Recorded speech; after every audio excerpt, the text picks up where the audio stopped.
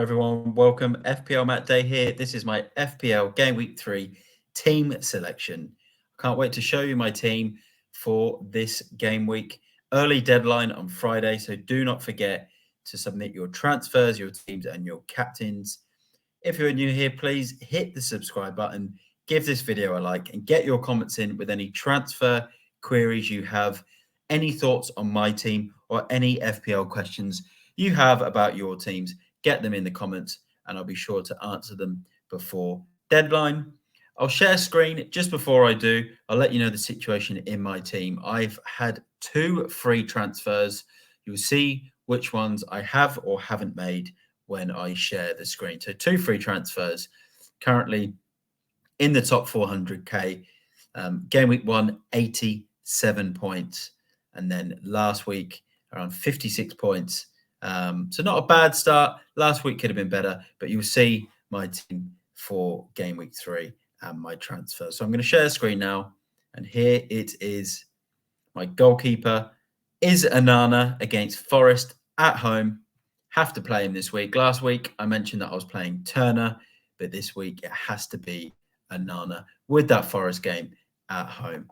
And as you can see there, 6 points is predicted for him there. So very standard score that you would expect at home to Forest. So let's go into my defense.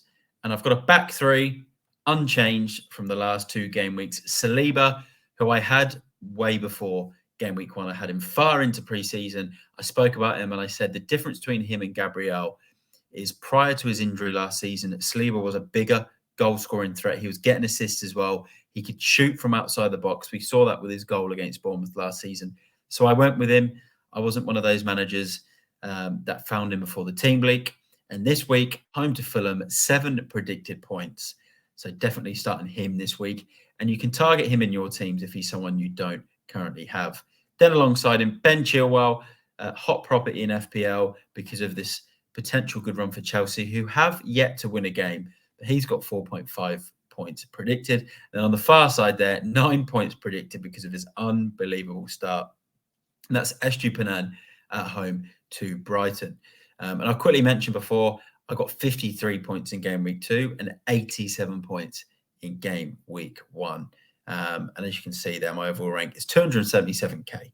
So a bit higher than the top 400k I mentioned. So I thought I'll just quickly add that in now. So let's go into my midfield. And on the far side there, you can see a transfer has been made. Mbeumo is in from Brentford because of his unbelievable form. 11.5 predicted points there at home to Palace. That is huge. And he's come in for Salah.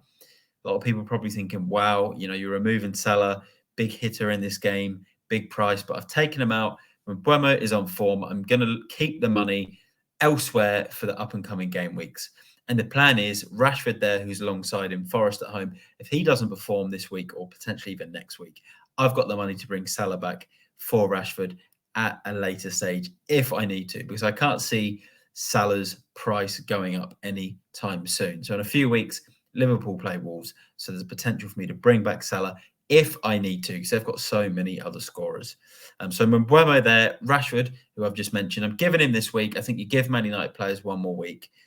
With this Forest game at home, see how they do, and then you've got to ride those Arsenal and Brighton games before they play Burnley and Palace. So let's just give them one more week. And then Mitoma there, 8.5 points predicted, West Ham home, followed by a couple of tougher games there with Newcastle and Man United. But Brighton are one of those teams, they play such good football that it really doesn't matter who they play fixture-wise. They can score goals in any given week. And then Saka, 7 predicted points at home to Fulham, a mainstay in this team. Look, he has lost pens, so it could be a transfer to maybe an Ødegaard at a later date, especially if Ødegaard, begins to outperform Saka. But for now, Saka stays. And then on the far side, he's survived one more week. Eze from Palace plays Brentford away, which I'm hoping is a bit of a goal feast. I'm hoping for a 2-2. That type of game. And Eze is surely due a goal. He should have scored in game week 1 against Sheffield United. Close to having a penalty against Arsenal in game week 2. So I'm holding him through this. There's a reason I bought him in the first place. Palace's main goal scorer, main threat. And after this Brentford game, Wolves, Villa, Fulham, some potential open games. But hopefully this week he breaks his duck and scores.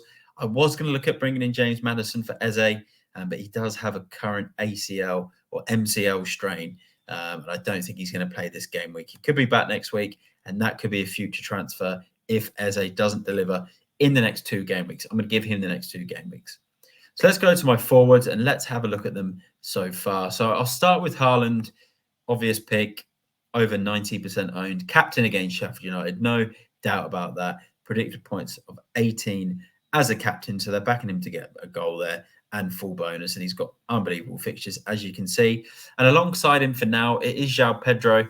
There's an injury to Enciso at Brighton, so there's a likely chance João Pedro starts. 3.5 predicted points. A lot of people have been asking, though, do they still keep Pedro? For me, I'm close to transferring him out for either Visser, who's probably my strongest contender to come in. Ollie Watkins is probably second for me, and then Jackson is the 3rd pick. Not liking Jackson as much as everyone else. I don't like Chelsea's form. He hasn't scored a goal yet.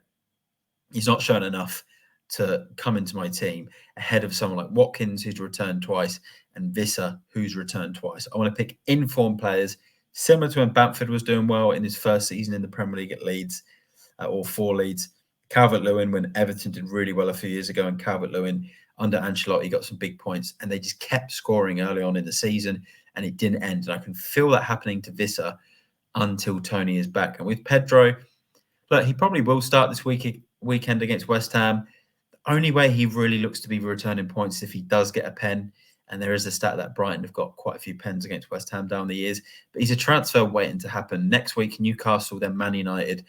He's going to be rotated in and out of this team. De Zerbi's already said Brighton are going to constantly rotate in this team. They've got plenty of options, even with the Enciso injury. Mitoma, March, Evan Ferguson, Danny Welbeck, Pascal Gross, Adam Lallana, plenty of options in there. So for me, he's just a transfer waiting to happen. Do I want to give him another game week? At the moment, I'm probably leaning more towards no.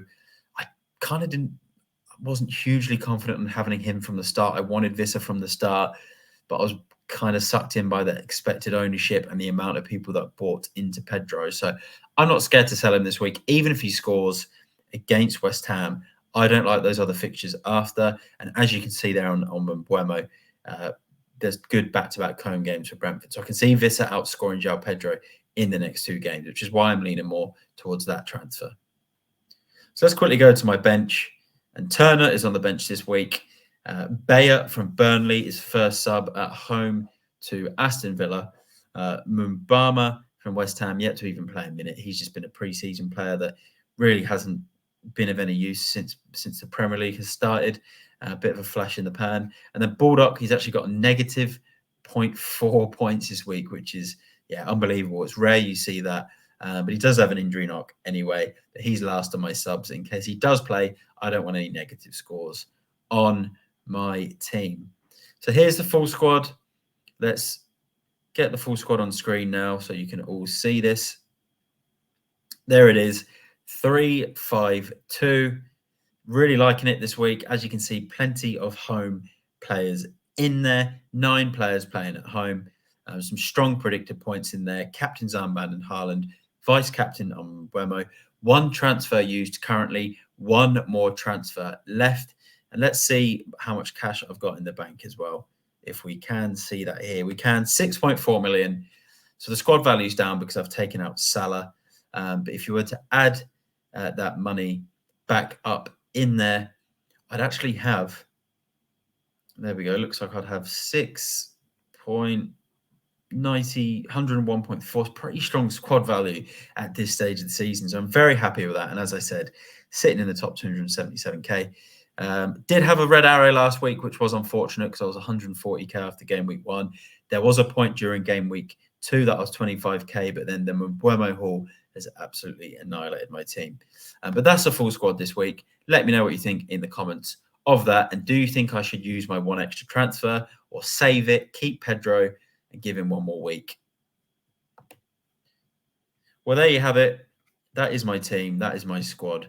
All ready for this week's game week. Deadline is early, Friday night, UK and Europe time. So do not forget to do your transfer, submit your team, submit your captains. Let me know what you think in the comments. Ask any questions for the game week. Subscribe if you're new here and give this video a like. I'm FPLMattDay and I will see you in the next one. Bye for now.